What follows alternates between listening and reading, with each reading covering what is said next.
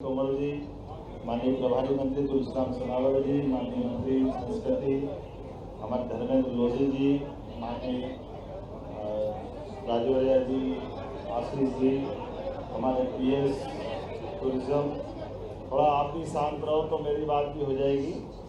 आज ग्वालियर के regional tourism conclave में 2 दिवसीय जो आयोजन किया गया था, आज़ादी के बाद पहली बार रीजनल इंडस्ट्री कॉन्क्लेव यहाँ ग्वालियर में टूरिज्म सेक्टर की हुई। मेरी अपनी ओर से ग्वालियर वासियों को बधाई। जो मेरी जानकारी दी गई, लगभग 25 प्रमुख इन्वेस्टर्स, देश भर के 125 से अधिक ट्रेवल एंड टूर ऑपरेटर, 500 से अधिक हितधारक इस पूरे आयोजन में शामिल हुए और द्विपक्षीय संवाद, पर्यटन क्षेत्र में निवेश की संभावनाओं पर निश्चित रूप से इस आयोजन के अच्छे ट्रैक रिकॉर्ड, अच्छा रिकॉर्ड बनेगा। जब ग्वालियर रीजनल इंडस्ट्री कॉन्क्लेव की बात करता हूं तो ग्वालियर, चंबल और सागर संभाग में तीनों संभागों के माध्यम से लगभग 3,500 करोड़ के निवेश के प्रस्ताव हमें प्राप्त हुए। मैं अपने प्रदेश की जनता को, यहाँ के स्थानीय क्षेत्रवासियों को बधाई देना चाहता हूँ। हमारा पिछली बार रीजनल इंडस्ट्री कॉन्क्लेव जो रीवा में हुई थी तब 3,000 करोड़ के थे, उससे भी 500 करोड़ के ज़्यादा इन्वेस्टर के यहाँ प्रस्ताव मिले, जिनके माध्यम से अलग अलग प्रकार के 5 स्टार होटल से लगा करके सभी प्रकार के रिसोर्ट्स और हमारे हेरिटेज प्रॉपर्टी सब में काम करेंगे। रीजनल इंडस्ट्री कॉन्क्लेव का उद्देश्य ही पर्यटन क्षेत्र में हितधारकों जैसे होटल मालिकों, रिसोर्ट्स मालिकों, परिवहन ऑपरेटरों, ट्रेवल एंड टूर ऑपरेटरों के अपने पर्यटन उत्पादों के प्रचार प्रसार की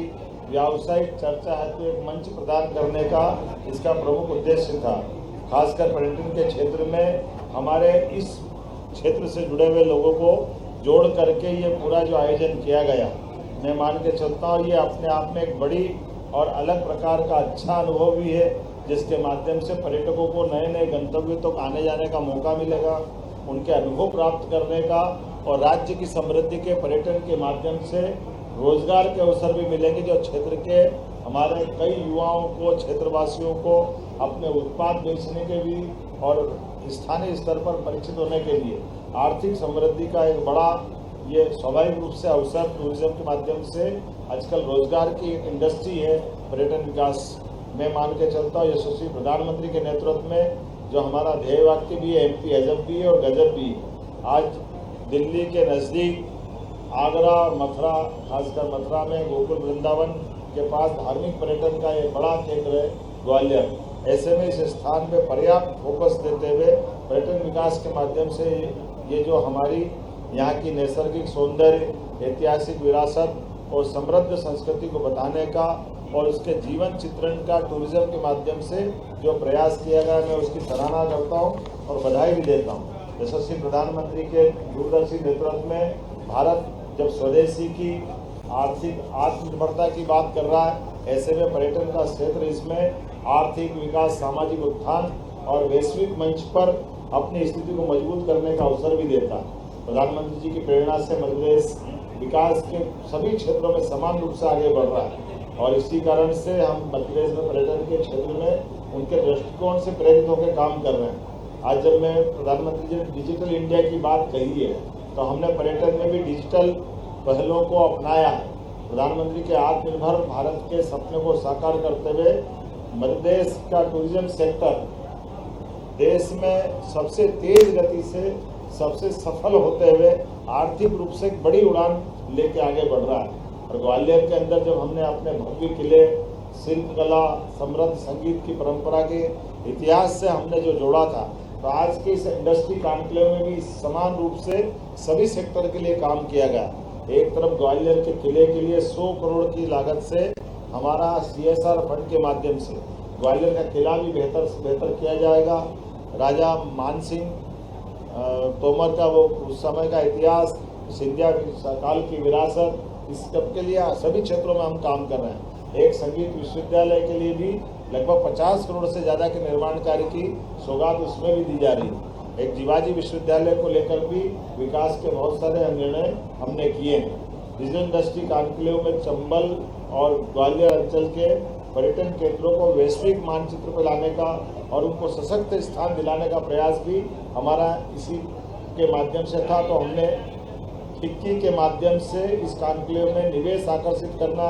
पर्यटन अधोसंरचनाओं को विकसित करना, पर्यटन उद्योग से जुड़े हुए सभी हितधारकों को, पहली बार बड़े बड़े प्लेयर्स इस क्षेत्र से जुड़े हुए अपने प्रदेश के, देश के और देश के बाहर के भी काफ़ी बड़ी संख्या में लोग 2 दिन आकर के एक तरह से इस ग्वालियर से रूबरू हुए हैं। ये conclave Madhya Pradesh travel mart की तैयारियों का एक महत्वपूर्ण हिस्सा है, जिसके माध्यम से आने वाले समय में हम 11 से 13 अक्टूबर तक एक बड़ा आयोजन फिर करने वाले हैं। रीवा में 26-27 जुलाई को रीजनल टूरिज्म कॉन्क्लेव हमने की थी, जिसमें 3000 करोड़ के, जैसे मैंने पहले उल्लेख किया, इसका उल्लेख आया। जब मैं आपसे बात कर रहा हूँ तो जो आंकड़े अगर आप देखेंगे, बड़े बड़े आंकड़े जिसके आधार पर हमने अपने जरा लिस्ट जो आज हमने एमओयू किए हैं या निवेश की घोषणा हुई, मैं आपको एक बार पढ़ के सुना देता हूँ। ये सचिन गुप्ता जी सर्वे लैंड डेवलपर्स के माध्यम से लगभग होटल और रिसोर्ट्स में 1000 करोड़ के निवेश की हमने ग्वालियर के लिए घोषणा की है। मैं उनको बधाई देना चाहूँगा। मुकेश अग्रवाल, बाबूलाल जी जैन,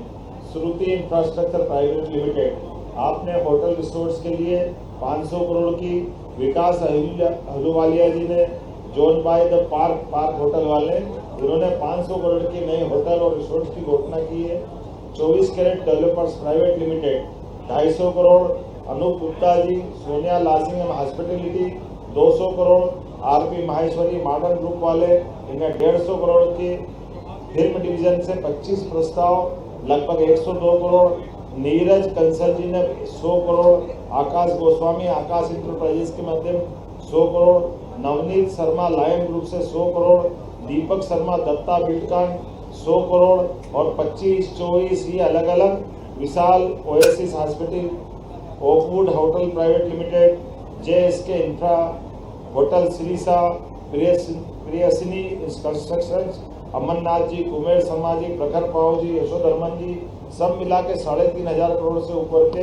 ये निवेश के लिए हमको यहाँ प्रस्ताव मिले। मुझे इस बात की प्रसन्नता है, जिस उद्देश्य से हमने ये आयोजन किया था, मैं मान के चलता हूँ कि बड़े पैमाने पर इस सब की सफलता हमको मिल रही है। इसके साथ साथ हमने जहाँ भी निवेश की बात करते हैं, आसपास के कई जगह के LOI भी हम करते हैं, उसके आधार पर जो राज्य के अन्य जगह के लिए रहते हैं। ऐसे में अरुण तिवारी गांधी सागर मंदसौर के लिए 25 कक्ष के साथ उनने अपने एक नए यूनिट का LOI किया ना, लेटर ऑफ अवार्ड। तो ये एक तरह से पत्र इनको दिया है, जिसके आधार पर ये अपने संस्थान का शुभारंभ करेंगे। ये 5 करोड़ की लागत से, अरुण तिवारी जी का हेमबर्डी धार में 5 करोड़ की लागत से ये भी 25 कक्षों का फिक्स टेस्टिंग यूनिट और मिनी रिसॉर्ट्स बनाएंगे। यश जैन जी रहीमपुरा बुरहानपुर में 10 करोड़ का,